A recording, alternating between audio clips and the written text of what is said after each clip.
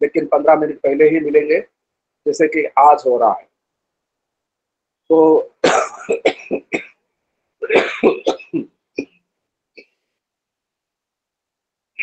Sorry. यीशु के साथ नया जीवन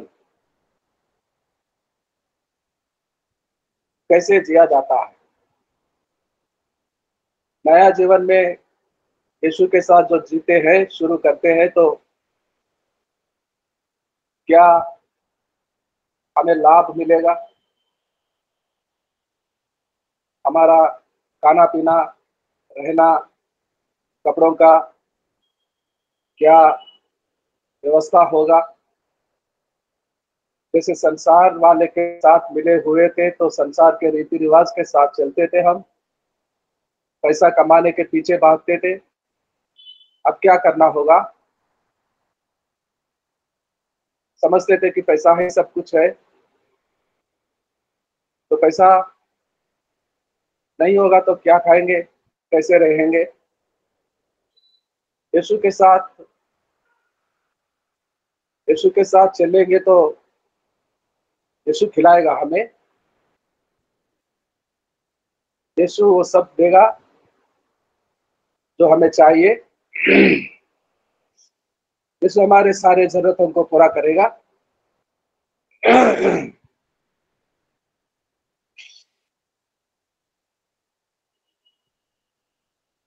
यीशु के साथ नया जीवन जीने के लिए पहला वो बुनियाद जो यीशु ने ढाला था, उस बुनियाद पर हमें लाकर खड़ा कर दिया।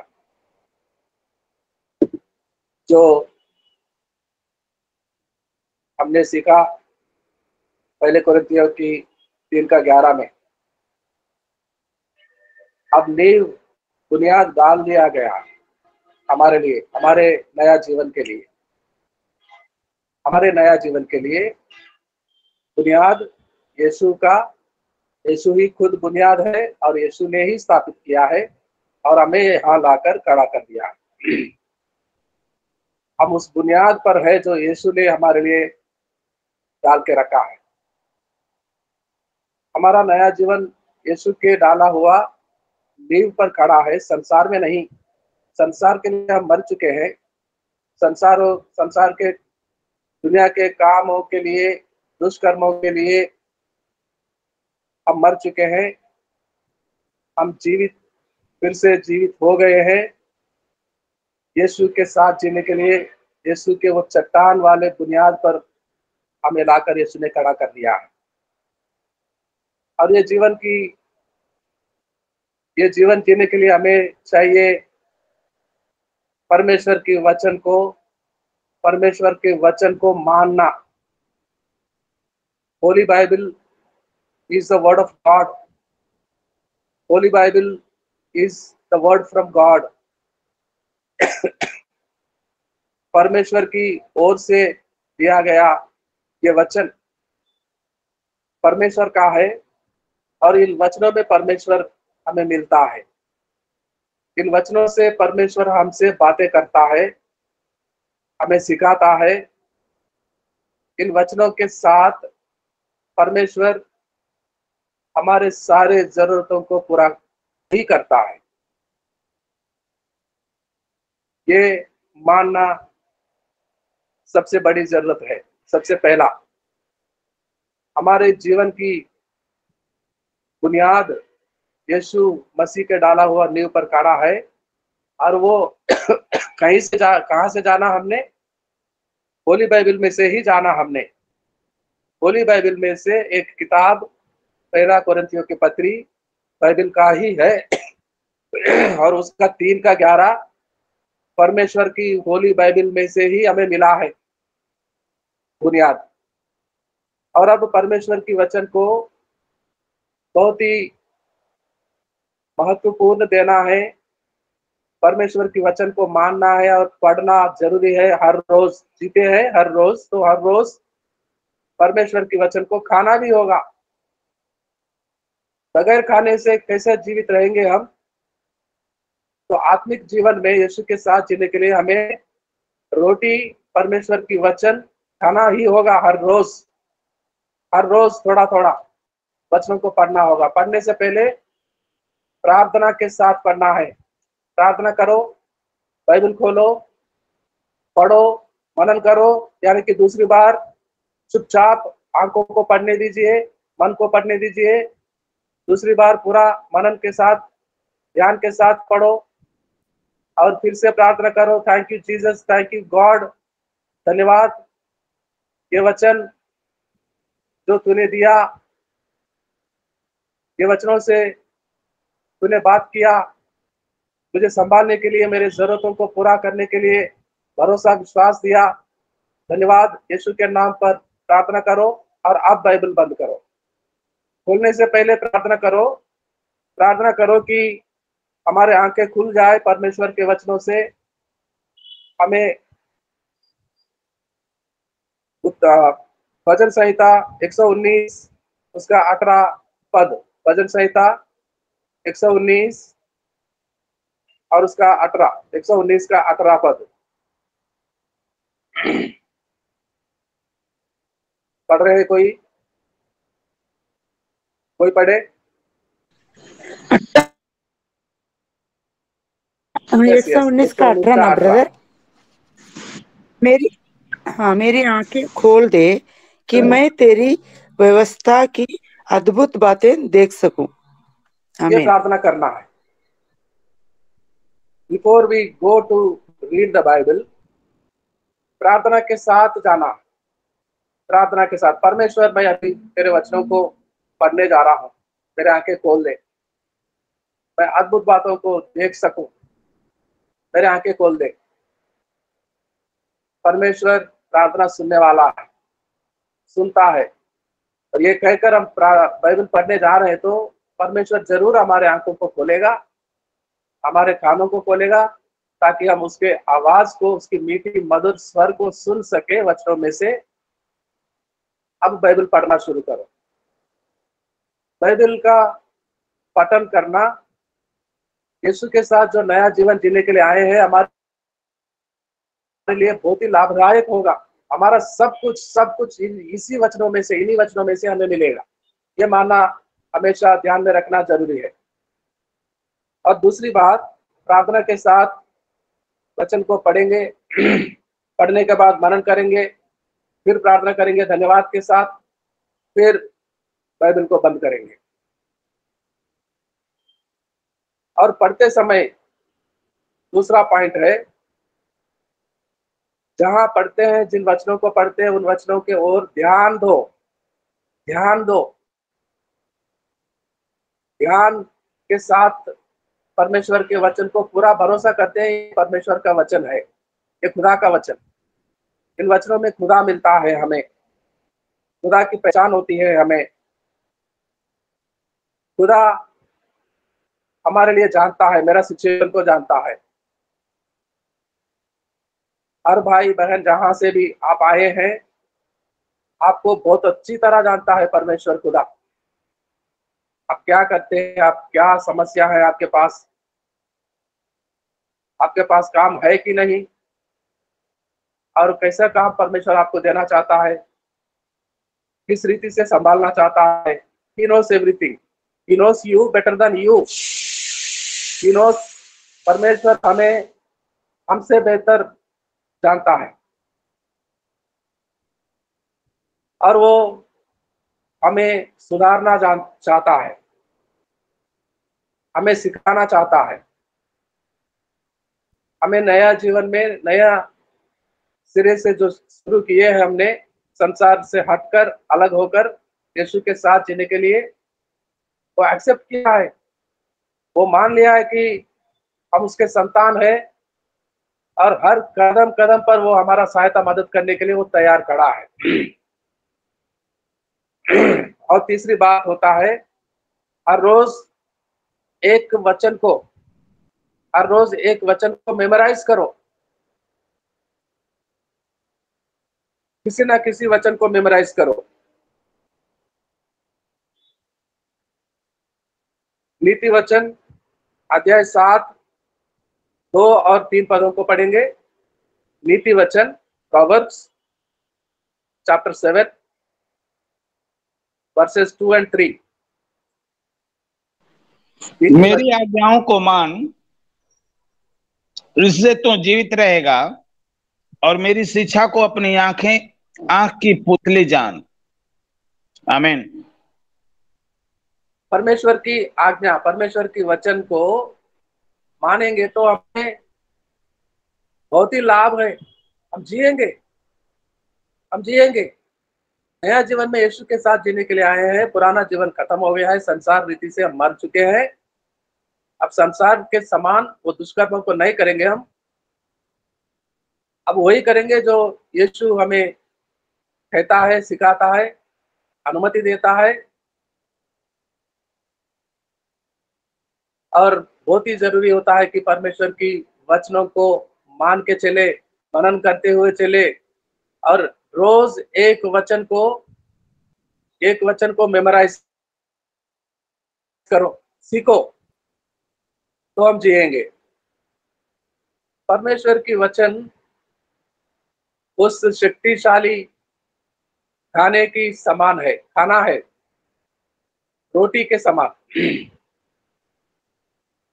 जो खाने से हमें शक्ति मिलती है, ताकत मिलता है, सामर्थ्य। रोटी खाने से हम जीवित होते हैं, शक्ति होता है, हमें चलने की, कूदने की, दौड़ने की शक्ति आती है हम। वैसा ही परमेश्वर के वचन को खाने से, पढ़ने से, मानने से परमेश्वर की शक्ति हमारे अंदर रिलीज होता है। परमेश्वर के वचन को पॉजिटिवली कन्फेस करेंगे तो उसकी शक्ति हमारे अंदर पैदा होता है। The power of positive word confession. परमेश्वर की पावर परमेश्वर के वचनों में है, लेकिन हम मानेंगे बिना संकोच के, संदेह से, ये परमेश्वर का वचन है, मेरे जीने के लिए परमेश्वर ने दिया है, ये मानो और वचन को मेमोराइज करो। वो पावर पॉजिटिवली भरोसा करेंगे तो परमेश्वर की शक्ति तुम्हारे अंदर पैदा होगा। व्यवस्था दे रहे थे मूसा साहब ने इस्राएली लोगों को, व्यवस्था दे रहे थे, विवरण के साथ उन्हें सिखा रहे थे। और व्यवस्था विवरण 6 अध्याय में आकर 4 पद से ऐसा सिखाते हैं इस्राएली लोगों को। पढ़ेंगे हम व्यवस्था विवरण अध्याय 6 4 से लेकर, कुछ वचनों को पढ़ेंगे 8-9 तक, 4 से लेकर 9 तक। व्यवस्था विवरण अध्याय 6। सुन, यहोवा हमारा परमेश्वर है, यहोवा एक ही है।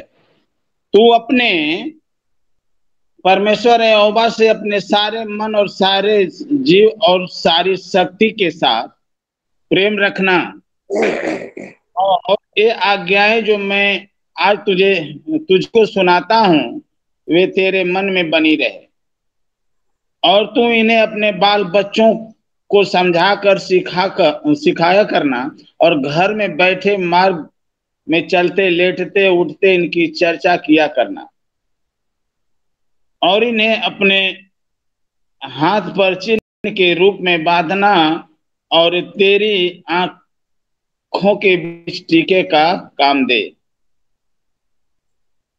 ये आज्ञाओं को, इन आज्ञाओं को हृदय में रखो, हृदय में रखना चाहिए, बच्चों को सिखाना चाहिए।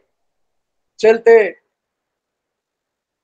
समय किसी साथी के साथ चलने लगे तो हम इन्हीं आज्ञाओं का चर्चा करते रहे। और इन वचनों को परमेश्वर का वचन मानो और कंफर्म कर लो, हृदय में स्थापित कर लो कि यीशु मसीह मेरा उद्धारक है, मेरा स्वामी है, मुझे बचाया है, पापों से छुटकारा दिया है।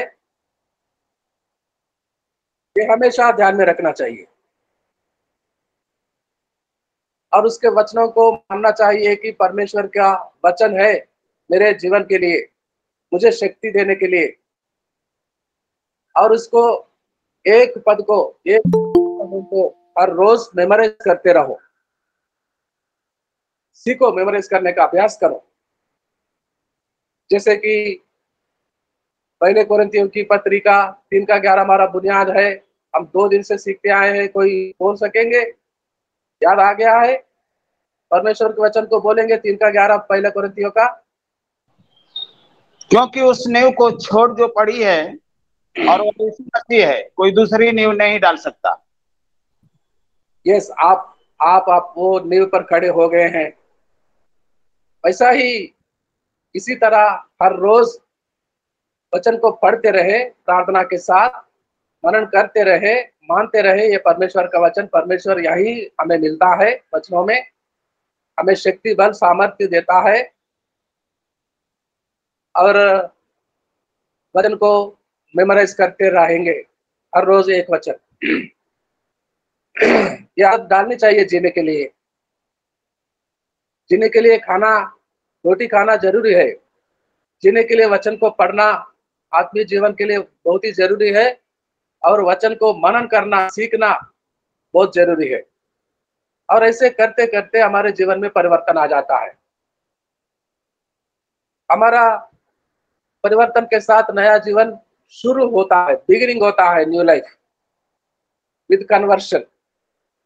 कन्वर्शन हो रहा है हमसे, एक ही बार हो जाए, एक ही बार हो जाएगा कन्वर्शन।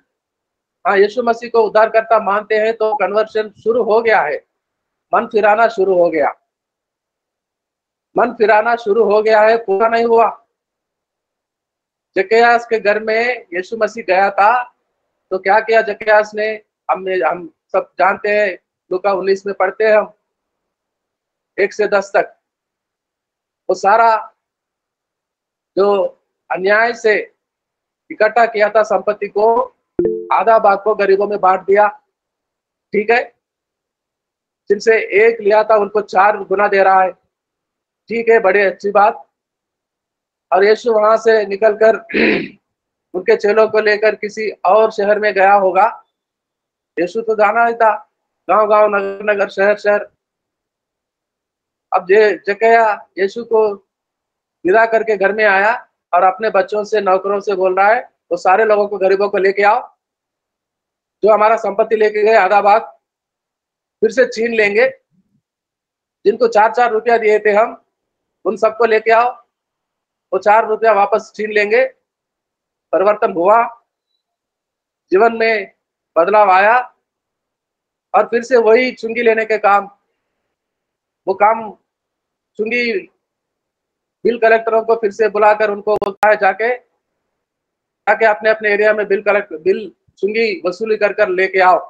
ये ठेकेदार था, ठेकेदार साहब था, जिनके पास 50-100 लोग काम करते थे चुंगी वसूलने वाले।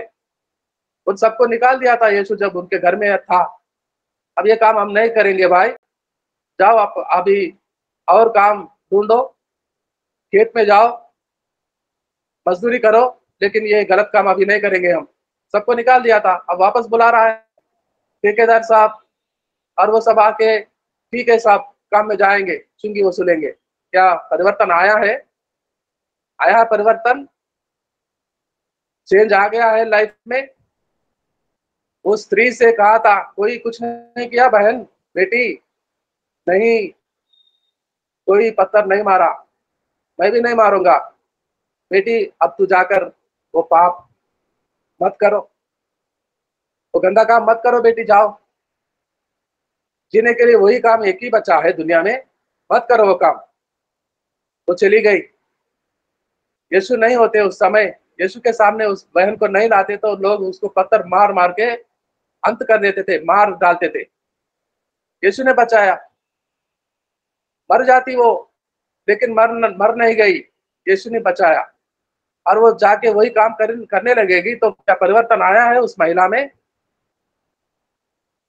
जिस काम के कारण यीशु के पास लाया गई थी और लोग मारने पड़ते पत्थरों से, पथराव करके, यीशु ने बचाया। अब कहा कि जाओ, मन फिराओ, वो काम मत करो बेटी। और वो जाकर बेटी वही काम करने लगेगी। तो क्या परिवर्तन आया है उसमें? कन्वर्शन आ गया है। यीशु को जानने, यीशु के बातों को सुनने, पापों को क्षमा पाने एक समय में होता है, लेकिन दूसरे दिन से संघर्ष शुरू होता है। क्या करें हम? क्या करे क्या ना करे। परिवर्तन एक साथ में पूरा नहीं होता, परिवर्तन जीवन भर का संघर्ष होता है, जीवन भर का। आज भी आज भी मैं संघर्ष करता हूं, आज भी हम संघर्ष करते। कल तक जो किए थे वो कल तक था, लेकिन आज का संघर्ष नया आज के दिन के लिए आज करना होगा। आज जीने के लिए यीशु के साथ आज परमेश्वर के वचनों को पढ़ना होगा, खाना होगा, भरोसा करना होगा और इंतजार करना होगा परमेश्वर क्या कर रहा है। परमेश्वर के पास आते हैं और आने वालों का सबसे बड़ी समस्या यही होता है कि वो इंतजार नहीं करते परमेश्वर की काम, परमेश्वर की प्रोविजन, परमेश्वर क्या करने जा रहा है, इंतजार नहीं करते। मैं कई लोगों को देखा हूं, घबराहट से 2-4 मिनट परमेश्वर के वचन को पढ़ते हैं, खड़े हो जाते हैं, thank you Lord, thank you Jesus बोलते हैं, बाइबल को एक जगह रख देते हैं, बस निकल पड़ते हैं, भागते रहते हैं, दिन भर भागेंगे भागेंगे भागेंगे भागेंगे। परमेश्वर के लिए वचनों को पढ़ते हैं, जरूर प्रार्थना करते हैं, थैंक यू करते हैं, लेकिन इंतजार नहीं करते। Waiting upon the Lord, waiting upon the Lord, wait करो, बैठो, ध्यान से बैठो, आंखें बंद करो, हृदय को खोलो, यीशु के आवाज, वो मधुर मीठा आवाज पहचानो। यीशु गूंगा है, यीशु नहीं बोलेगा। मेरा एक मित्र था, वो गूंगा, हमेशा मैं उसको कहता था, क्या रे तू सुन रहा है, कुछ बोलता नहीं। मैं भूल जाता था वो गूंगा है, कुछ बोलता नहीं, कोई इशारा करता था। क्या यीशु इशारा करने वाला है? यीशु बोलने वाला है। यीशु एक व्यक्ति है। जीसस इज द पर्सन, हमारे साथ है। पवित्र आत्मा एक व्यक्ति है, यीशु के समान। पवित्र आत्मा कोई हवा नहीं, कोई आग नहीं। पवित्र आत्मा, Holy Spirit is a person, close to you, your friend, आपका मित्र है। जैसा हम आपस में बातें करते हैं, फोन करते हैं, मैं पास्टर जी को राम इकबाल राव जी से बात करता था कल फोन पे, कितना अच्छा सा बात करते थे हम। वैसा ही होली स्पिरिट एक पर्सन है, एक मित्र है हमारा, साथ रहने के लिए भेजा गया, परमेश्वर का वरदान है। It's a gift, a beautiful saviour, companion, एक अच्छा भरोसेमंद मित्र है वो। उससे समय बिताना, उस पर इंतजार करना बहुत जरूरी होता है, तभी जाकर हमारा कन्वर्शन होता है। The beginning of life with Jesus, शुरुआत है, पूरा नहीं हुआ, शुरू हुआ है। और ये शुरू हर रोज बरकरार रहे तो ये कन्वर्शन होता है, परिवर्तन होता रहता है, परिवर्तन होता रहता है। उस आदमी को 38 साल से 38 साल से वहां पड़ा था बीमार, उसको पानी में उतारने वाला कोई सहायता मददगार नहीं था। जब स्वर्गलोक के दूत आकर पानी को हिलाता था और सबसे पहले वो पानी में उतरने वाला बीमारी आदमी चंगा होता था, और वहां पड़ा था कि उसको कोई उतारने वाला नहीं था। सबसे पहले उतरने वाला चंगा हो रहा था, चले जा रहा था, ये वही पड़ा था। क्या हाल हुआ होगा, उसके कपड़े कितने गंदी बदबू आती होगी, जो हिल नहीं सकता अपनी जगह से 38 साल। और यीशु ने उसके पास गया, उससे पूछा, क्या भाई आप अच्छा होने चाहते हैं, चंगा होने चाहते हैं? हाँ प्रभु, मुझे पानी में उतारने वाला कोई नहीं, कोई मेरे सहायता करने वाला नहीं, तभी तो तेरे पास आया हूं, तेरा कोई सहायता मददगार नहीं है ना, तभी तो मैं आया हूँ। चलो उठो, अपना बिस्तर उठाकर चलते बनो। और वो चलता ही रहा था मंदिर में, बिस्तर को फेंक नहीं रहा था, घर में जाकर बीवी बच्चों से नहीं मिल रहा था, परमेश्वर के भवन के अंदर जाकर हकीमों को अपने बारे में नहीं सुनाता था और ऑफरिंग नहीं देता था भवन में, सिर्फ अपना बिस्तर को उठाते चलता चलता चलता फिरता था। और लोग पूछने लगे, अरे कैसे चंगा हुआ, अरे पानी में तो नहीं उतरा तूने, और ये क्या कर रहा है, अपना बिस्तर को उठाते चल रहा है। आज सब्त का दिन है,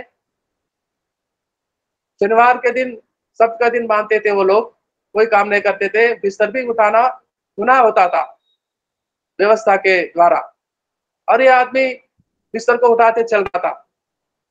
यीशु ने उसके पास फिर से गया दोबारा, बोला देखो अब तेरे पापों का क्षमा पूरा हो गया है, तू चंगा हो गया है, अब और पाप मत कर। क्या मतलब है यीशु के ये सिखाना, और पाप मत कर का मतलब क्या है भाई, वो बिस्तर को फेंक दो। 38 सालों से जिस बिस्तर पे तू पड़ा था गंदा, फेंक दो उसको, अपना शरीर को पानी से नहाओ और भवन में जाकर गवाही दो, गवाही दो, परमेश्वर की महिमा करो, नहीं तो और पाप हो जाएगा। परमेश्वर का महिमा नहीं करेगा, गवाही नहीं देगा, इसलिए तुझे चंगा किया उसके बारे में लोगों को नहीं सुनाएगा। यीशु के द्वारा चंगा, कौन चंगा किया, वो बोलता था मुझे मालूम नहीं, कोई आया मुझे बोला तू अच्छा होना चाहता है, मैं बोला जी हाँ, मुझे कोई पानी में उतारने के लिए मददगार नहीं है। तो उसने कहा बिस्तर उठाओ चलते बनो। मैं नहीं जानता वो कौन था।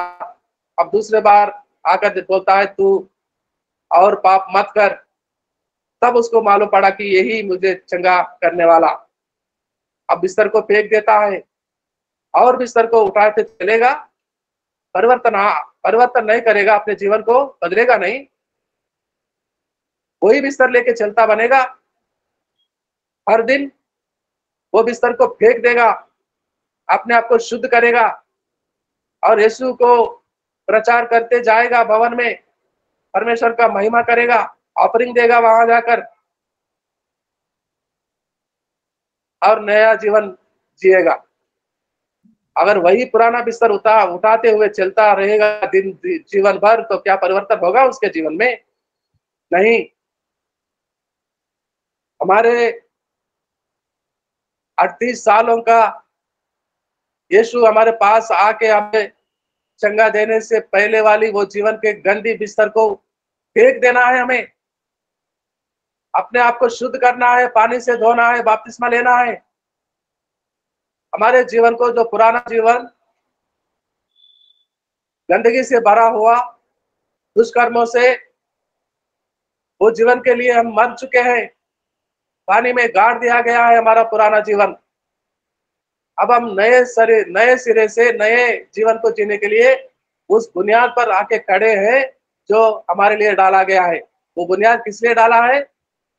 वो बुनियाद हमारे लिए डाला गया है, हमारा नया जीवन के लिए। The foundation laid for us, वो नींव हमारे लिए डाला गया है, हम जीने के लिए।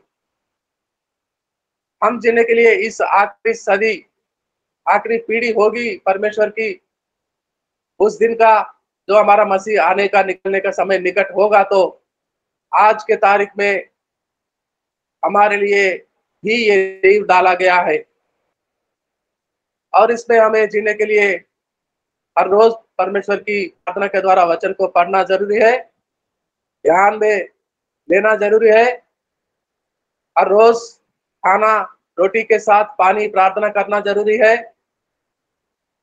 और हर रोज एक वचन को सीखना जरूरी है।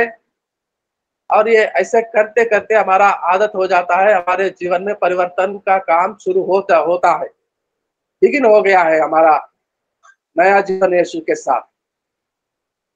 हमारा नया जीवन यीशु के साथ बिगिन हो गया है, परिवर्तन आ गया है। जकरिया फिर से वो काम वालों को नहीं बुलाएगा, चुंगी वसूलने का काम फिर से नहीं सौंपेगा उन्हें, वो खुद भी नहीं करेगा। और जिनमें अपना आधा भाग संपत्ति बांट दिया था गरीबों में, उनके घर घर में जाकर फिर से उन्हें मार पीट कर फिर से वो नहीं वसूलेगा। जिनसे एक लिया था उनको 4 रुपया दिया, उन लोगों के घर घर में जाकर वो 4 रुपया जबरन फिर से नहीं वसूल करेगा, दे दिया तो दे दिया। जीवन यीशु को दे दिए तो दे दिए यीशु को। ये जीवन अब हमारा नहीं है, जहाँ खड़े हैं ये नींव हमारा नहीं, हमारे लिए डाला गया है, यीशु का नींव है ये नींव हमारा नहीं, फाउंडेशन बुनियाद, ये जीवन भी हमारा नहीं। हमने हमारा जीवन को यीशु को दे दिया, आधा भाग जो कहे दे दिया तो दे दिया, अब बाकी जीवन कैसे होगा। और वो यही समझता था कि 5 छोटे छोटे रोटियों को और 2 छोटे मछलियों को 5000 को खिलाने वाला मेरे घर में आया है, और वो जाते जाते उसके आत्मा को, मददगार को, सहायता के लिए मेरे साथ छोड़कर जाने वाला, देखो मैं जा रहा हूँ पिता के घर में, लेकिन तुम्हें मैं अनाथ नहीं छोड़ूंगा, धीरज धरो, मैं पवित्र आत्मा को भेजूंगा जो तुम्हारे साथ रहेगा। जक्कैस के घर में पवित्र आत्मा को छोड़ गया था, और वो जानता था कि यीशु मसीह का ही उपस्थिति उसके घर में है, और 5000 को एक बार, 4000 को भी एक बार खिलाने वाला स्वामी उसका घर में है, तो क्यों चिंता करे। संपत्ति बढ़ गई, दे दिया, लोगों में बांट दिया, अब कुछ नहीं बचा, बीवी बच्चों को कैसे संभालेगा। यीशु की उपस्थिति उसके घर में है, वही संभालेगा। यीशु पर निर्भर कर लिया अपने आप को। और वो स्त्री जो पाप के काम करती थी, यीशु ने कहा अब मत कर बेटी, दूसरा और काम देखो, वो काम गंदा है, पाप का है, तू मर जाती थी, अगर मेरे सामने नहीं लाते तो तू मर जाती, तू मर गई, आज तू फिर से जीना शुरू करो नए रीति से। और वो अपना जीवन को बदल डाली, अपना जीवन को बदल डाली, वो काम फिर से कभी नहीं किया उसने। यीशु के पीछे होने लगी वो, और वो गंदा बिस्तर को फेंकने वाला उसके पीछे फिर से कभी मुड़कर नहीं देखा। घर में गया, बच्चों से मिला, परिवार के साथ भवन में गया, गवाही दिया, मुझे यीशु मसीह ने मुझे चंगा किया, और यीशु के नाम को प्रचार करता करता अपना जीवन भर भरोसेमंद था खुदा के लिए। और ऐसे ही हम भी, ये नया जीवन हमें शुरू हुआ है, तो आगे आगे हर दिन कैसे जिया जाता है, परमेश्वर हमें कैसा सिखाता है, कल से फिर से सीखेंगे हम। परिवर्तन एक दिन पूरा नहीं होता है, परिवर्तन इज द स्ट्रगल ऑफ, हमारा जीवन भर का संघर्ष होता है। जीवन भर वही काम करते रहे जो यीशु को भाता है, वो काम को छोड़े जो यीशु नहीं चाहता। जीवन भर का है, एक दिन का नहीं। एक दिन परमेश्वर में आ गए तो हम परमेश्वर में संपूर्ण बन गए हैं, पूर्ण हो गए हम। नहीं मेरे मित्रों, ऐसा समझने वाले कई बुनियाद में से फिसल गए हैं, गिर गए हैं। कईयों को जानते हैं हम, मैं जानता हूं, आप भी जानते हैं। यीशु के साथ चलते चलते एक दिन यीशु को छोड़ जाते हैं, और कुछ समझते हैं यीशु के साथ ही चल रहे हैं वो, लेकिन यीशु को कभी का छोड़ दिया, यीशु कभी का छोड़ दिया उनको। प्रकाशित वाक्यों में हमने कलीसियों के बारे में जो सुनाया गया, पढ़ा, तुम अपने आप को जीवित समझ रहा है लेकिन तू मुर्दा हो गया, कभी का तू मर गया। ऐसे भी कुछ लोग हैं। नया जीवन यीशु के साथ जीना, शुरुआत हो गया, बड़ी बात है, लेकिन शुरुआत ही पूरा नहीं। हर दिन प्रैक्टिस करना है, हर दिन हमारा कन्वर्शन बनता रहेगा, हर दिन हमारा मन को स्वाधीन करते रहेंगे। हर दिन में मन फिराना होता है, हर दिन, every day. Repentance is the practice for every day. क्योंकि आज भी शरीर चाहता है, उसको वो चाहिए, ये चाहिए, हमारे पास नहीं है 10 रुपया, तो कल 100 रुपए का खाना कहां से लाए। अरे किसी से बारो करो, बोलो कल दे दूंगा, आज तुम्हारे पास नहीं तो कल कहां से दो, क्यों बारो करना। 10 रुपए में खाना नहीं मिलता, 10 रुपए में जो मिलता है उसी से संतुष्ट रहो। नहीं तो किसी वस्तु को बेच डालो, अपना या पराया का। क्या होता है वो, 100 रुपए का खाने के लिए किसी वस्तु हमारा हो या पराया बाजू वाले का, तो ये क्या होता है, चोरी नहीं होता। जो छोड़ के आए थे हम चोरी करना, या अभी चोरी नहीं हो रहा है। मन को स्वाधीन में रखना, हर दिन प्रैक्टिस करना मन फिराने का। नया जीवन का शुरुआत में सीखने का बहुत ही जरूरी है कि हमें हर रोज मन फिराना होगा, प्रैक्टिस करना होगा, संघर्ष करना होगा। मददगार हमारे साथ है और वो चट्टान वाला बुनियाद पर हम खड़े हैं, जहां से कभी नहीं गिरेंगे। वो चट्टान हमें नहीं गिराएगा। हम फिसल जाए तो अलग बात है, हम गिर जाए तो अलग बात है, लेकिन वो कभी हमें नहीं गिराएगा। वो भरोसामंद है। वो मददगार जो हमारे साथ रहने के लिए आया है, वो भरोसामंद है और कभी छोड़ने वाला नहीं। अनाथ छोड़कर भागे नहीं जाएगा वो। कोई मित्र था, पिछले साल चला गया, मर गया। वो बोलता था, जब भी तकलीफ आया तो याद करना मेरे मित्र, मैं हूं, मैं हूं, मुझे बता दे, मैं जितना हो सकता उतना तुझे मदद करता रहूंगा। लेकिन वो कभी मेरा मदद नहीं किया। वो बीमार पड़ गया, प्रार्थना का मदद मुझे ही करना पड़ा। उसके लिए प्रार्थना करता था और पिछले साल दुनिया को छोड़कर चला गया। पवित्र आत्मा ऐसा छोड़ के जाने वाला है, हमारे लिए मददगार बनकर आया, सहायता करने वाला, हमें चलाने वाला, धीरज देने वाला, सिखाने वाला, यीशु के बातों को याद दिलाने वाला, हमारे लिए विज्ञापन विनती करने वाला, हर दिन रोते हुए हमारे लिए विनती करने वाला पवित्र आत्मा हमारे साथ संगति में है। और ये जीवन लगातार मन फिराते हुए, तन और मन दोनों को अपने काबू में रखते हुए यीशु के साथ आगे आगे बढ़ने वाला है। आगे आगे और भी सीखेंगे, और भी सीखेंगे, और भी सीखेंगे। कितना दिन लगेगा ये मैं नहीं जानता, लेकिन जरूर कुछ दिनों में ये कोर्स पूरा होगा और सबको सर्टिफिकेट, डिप्लोमा इन थियोलॉजी का सर्टिफिकेट दिया जाएगा। आपके मित्रों को कहीं से भी मेरे घर में लेके आना मुश्किल है, नहीं आ सकते विशाखापट्टनम में आप सब लोग, लेकिन इस वेदी में मिल सकते हैं, गूगल मीट में, कहीं से भी हो, दूर दूर से, आपके गांव में से, लेकिन आपके गांव में से भी आ सकते हैं, आपके दूर दूर के रिश्तेदार मित्रों को भी आ सकते हैं। God bless you all my dear friends, thank you one and all. प्रार्थना करेंगे, आखिरी प्रार्थना, क्लोजिंग प्रेयर करेंगे। आप में से कोई करेंगे? आप में से कोई आखिरी प्रार्थना करेंगे, क्लोजिंग प्रेयर?